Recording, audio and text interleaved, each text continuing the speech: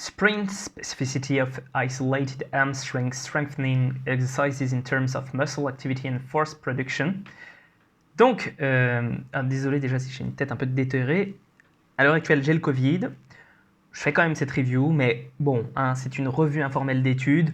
Ne soyez pas trop exigeants avec la qualité de cette dernière. Je vous jure qu'il y en aura des meilleures par la suite. Bref, j'ai choisi cette étude-là, déjà parce qu'elle est en libre accès, et ensuite parce que c'est un peu un prétexte pour parler de pas mal de choses.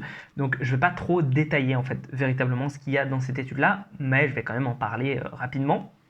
Donc c'est la première étude de Caroline Prince, mais en deuxième chercheur, je pense peut-être son maître de thèse, j'en sais rien, c'est Jean-Benoît Morin. Et déjà, c'est la première chose que j'aimerais noter. Alors, je vais peut-être expliquer d'abord le titre de la vidéo pour les non-anglophones. En gros, c'est la spécificité, on va dire, comment est-ce que le sprint sollicite les ischio-jambiers et surtout quels sont les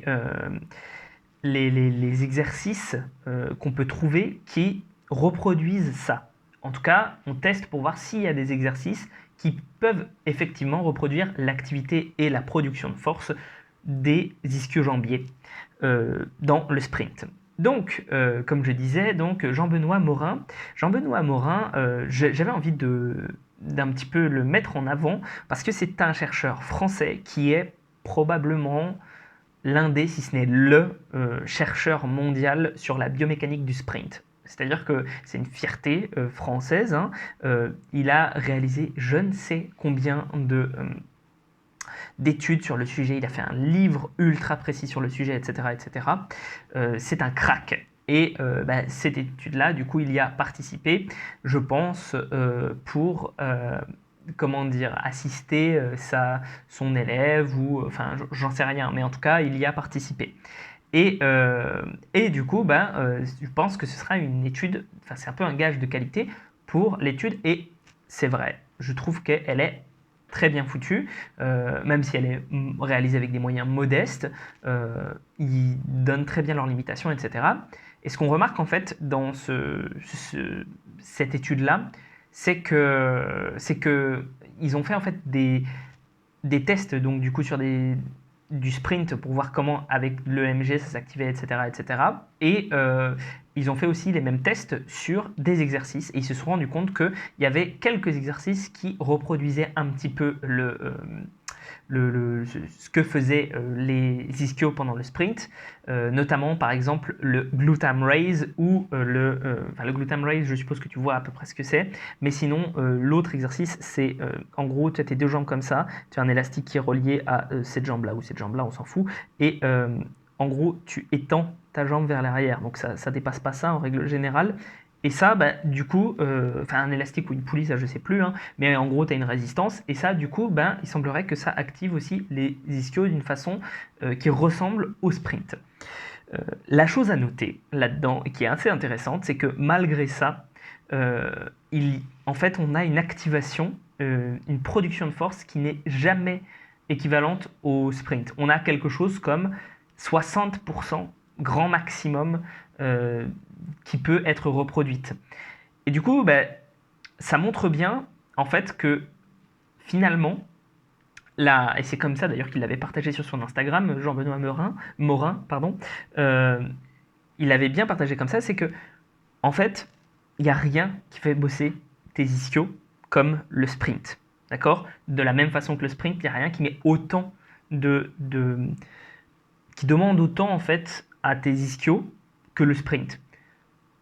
Donc, si jamais tu veux te prémunir de blessures aux ischios en sprint, eh bien, il faut faire du sprint. Je sais, ça peut sembler paradoxal, mais c'est ce qu'il faut faire. En tout cas, c'est la chose, en gros, qu'il faut retenir. Et ça me permet de parler d'un autre phénomène qui est déjà simplement, en fait, la surcharge progressive, ça ne fonctionne pas que quand tu rajoutes de la charge ou pour la musculation, hein, ça peut fonctionner très bien pour le sprint. Et en fait, d'ailleurs, ce qu'on sait, c'est que le sprint, ça fonctionne plutôt pas mal pour créer des jambes solides. Donc si jamais tu veux avoir des jambes musclées, eh bien, tu peux pas te contenter de sprint parce que je pense qu'il faut quand même essayer de faire un peu de l'isolation, etc. Mais tu peux intégrer du sprint et faire un petit peu des choses un peu plus fonctionnelles, entre guillemets.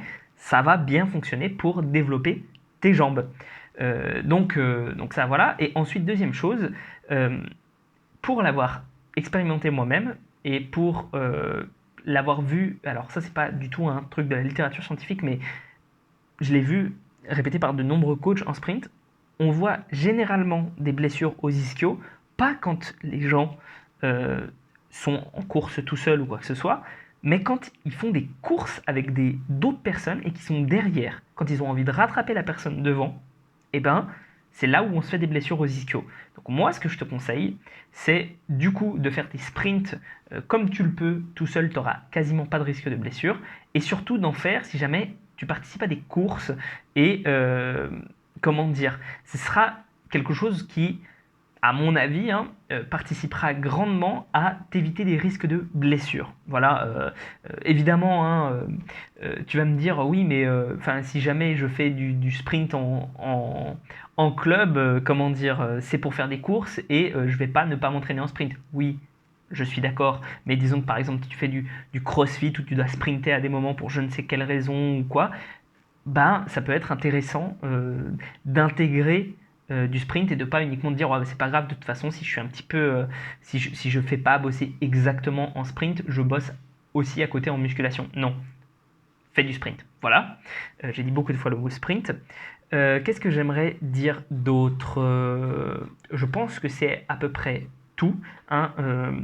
L'étude est très dense, il y a plein de choses à lire, donc je te recommande de la lire, mais c'est un peu compliqué. Si je peux rajouter aussi quelque chose qui est intéressant, voilà, à savoir, la plupart des blessures et la plupart de l'activité des ischios, elle se fait en fait quand la jambe qui est derrière revient et qu'elle est pliée et qu'elle va toucher le sol. C'est à ce moment-là, en fait, quand elle va pour aller toucher le sol, qu'il y a le plus d'activité des ischios. En tout cas, c'est ce que j'ai compris du papier. Voilà. Du reste, eh bien, je te recommande la lecture de ce papier-là, et puis on se retrouve pour une revue informelle d'études.